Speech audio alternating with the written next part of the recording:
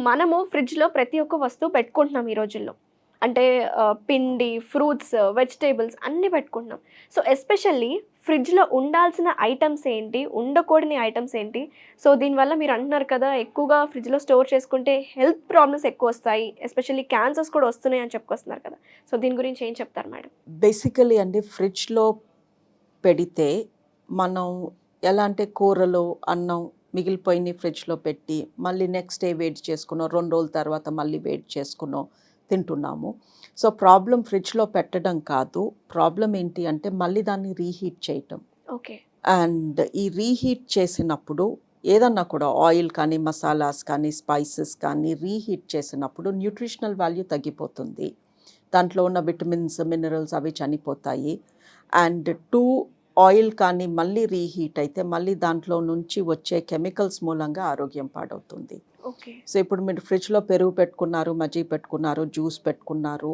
అవి అలాగే తీసి చల్లగా తిన్నారు. బావుంది. That is fine. That is not a problem. But ఫ్రిడ్జ్‌లో కూర పెట్టుకున్నారు, రీహీట్ చేశారు. దాంట్లో మళ్ళీ కొన్ని కెమికల్స్ రిలీజ్ అయినాయి ఆ రీహీట్ మూలంగా. ఆ కెమికల్స్ మళ్ళీ మీరు ఇంజెస్ట్ చేశారు. మళ్ళీ కొంచెం కూర మిగిలిందని మళ్ళీ దాన్ని ఫ్రిడ్జ్‌లో పెట్టారు. మళ్ళీ దాన్ని ఇంకోసారి రీహీట్ చేశారు. సో, ఫ్రిడ్జ్‌లో పెట్టడం ఎందుకంటే మళ్ళీ దాన్ని ఇంకోసారి మనం వాడుకోవచ్చు అని. ఓకే. కొన్ని పదార్థాలు అందుకే అంతే కదా! పెట్టుకుంటున్నాము. అది చల్లగా ఉంటుంది అన్న ఒక్క రీజన్ కాదు. అది ఎక్కువ రోజులు స్టోర్ చేయొచ్చు. So, we are repeatedly reheating. అది హీట్ అయిన దాన్ని మళ్ళీ హీట్ చేసి వండిన రోజు పెట్టాము, మళ్ళీ హీట్ చేసాము, మళ్ళీ మిగిలిన దాన్ని మళ్ళీ హీట్ చేసాము. That is what is causing the health problem. You know something ma'am, rice కూడా పెట్టుకుంటున్నారు కొంతమంది.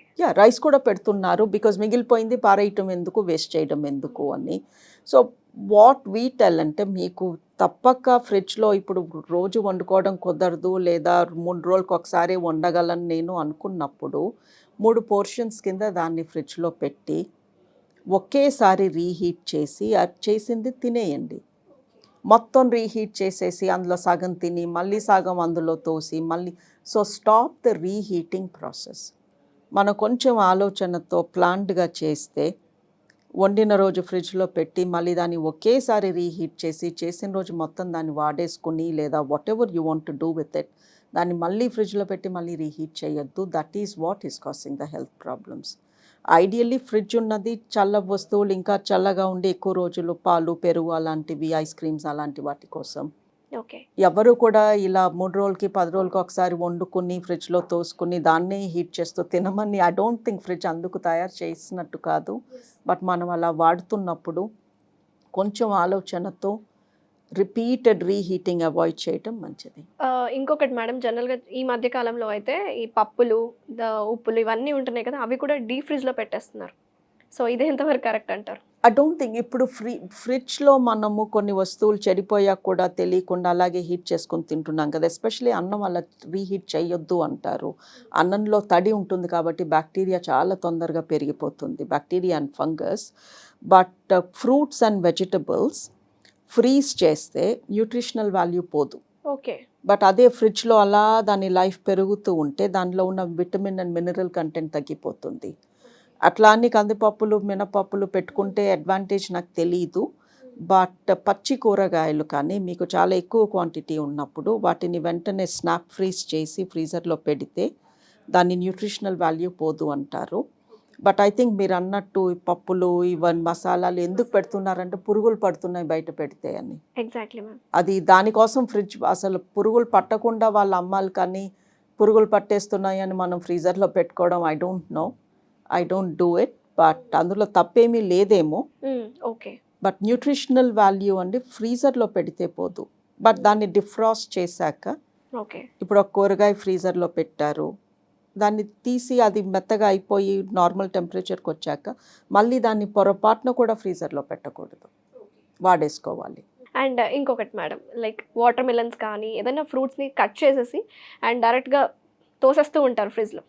సో, దానివల్ల మళ్ళీ కుళ్ళిపోకుండా ఉంటుంది అని చెప్పి తోస్తారు.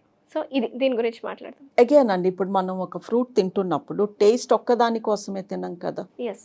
అందులో విటమిన్ సి ఉంది, విటమిన్ బి కాంప్లెక్స్ ఉందనో, విటమిన్ ఏ ఉందనో తింటున్నాం కదా, మంచిది అని తింటున్నాము. మరి అది ఫ్రిడ్జ్లో అలా దాని లైఫ్ పెరుగుతూ ఉన్నప్పుడు ఆ విటమిన్ కంటెంట్ తగ్గిపోతూ ఉంటుంది. సో దాని బదులు ఎప్పటికప్పుడు ఫ్రెష్ ఫుడ్ తింటే ఆ విటమిన్స్ మినరల్స్ మన బాడీలోకి వెళ్తాయి కదా. Yes. So prolonged life cut చేసి దాన్ని రోజుల తరబడి ఫ్రిడ్జ్లో పెడితే I don't think we are getting the benefit of the fruit. Fridge గురించి మనం దీని గురించి మాట్లాడుకుంటే మీరు క్లియర్గా చెప్పారు మేడం, ఫ్రిడ్జ్లో కొన్ని పెట్టుకోవచ్చు, కొన్ని పెట్టుకోకూడదు అని. సో క్యాన్సర్ గురించి మనం మాట్లాడుకుంటే మీరు యాజ్ ఎ సీనియర్ కన్సల్టెంట్ ఆంకాలజిస్ట్గా సో క్యాన్సర్ని ప్రివెంట్ చేయాలి అంటే ఎలాంటి ఫ్రూట్స్ ఎక్కువగా కానీ ఎలాంటి వెజిటేబుల్స్ మీద మనం ఫోకస్ చేయాలంటారు? కెరటినాయిడ్స్ అంటామండి, యాంటీ ఆక్సిడెంట్స్ రిలీజ్ చేస్తాయి. ఈ యాంటీ ఆక్సిడెంట్ అనే పేరు చాలా పాపులర్ అయింది. ఎస్. ఈ యాంటీ ఆక్సిడెంట్ మూలంగా మన బాడీలో క్యాన్సర్ కణాలు తయారవుతుంటే ఈ యాంటీ ఆక్సిడెంట్స్ వాటిని చంపేస్తాయి, క్యాన్సర్ కణాలు పోతాయి, మన ఇమ్యూనిటీ పెరుగుతుంది అని. ఈ antioxidants coloured fruit and వెజ్లో ఎక్కువ ఉంటాయి.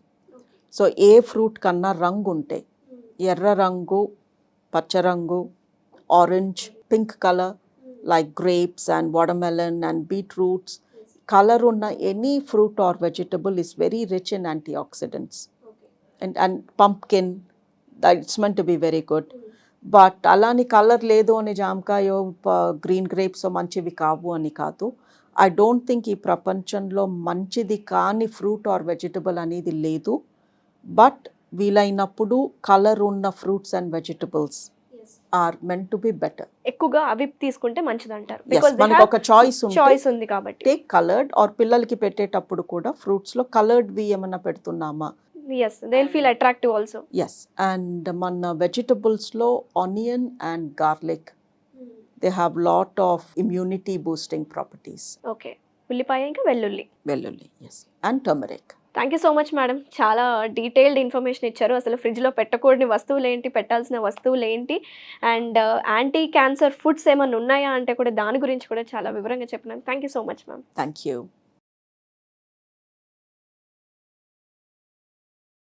సుమన్ టీవీలో మీ పర్సనల్ అండ్ బిజినెస్ ప్రమోషన్స్ కోసం కింది నెంబర్కి కాంటాక్ట్ చేయండి.